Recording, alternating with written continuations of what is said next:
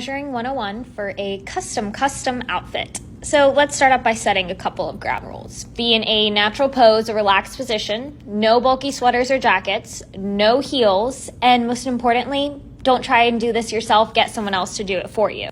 Number 1, upper bust measurement. Notice how you're almost coming in at your armhole area, and it should be tight.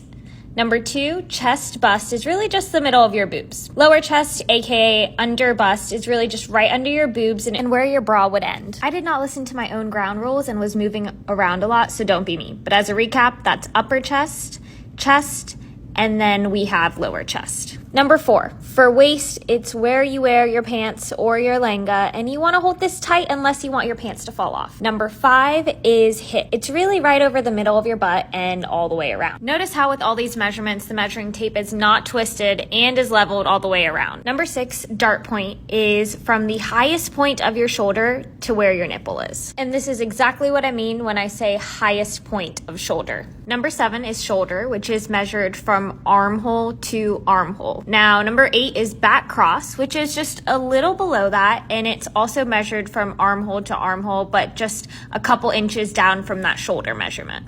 Number 9 is front cross, which is essentially the same thing you did on the back, but in the front from armhole to armhole. Number 10, when you take armhole, you want the measuring tape in your armpit, and you want to wrap it all the way around tightly. Number 11, bicep. This is where the gun show happens. You know what I'm talking about. Number 12, elbow, which you want to measure with a straight arm. And number 13, wrist, which is just wrist. In some styles, you can request a custom depth on the neckline, which essentially will determine how much cleavage you're showing or you're not showing.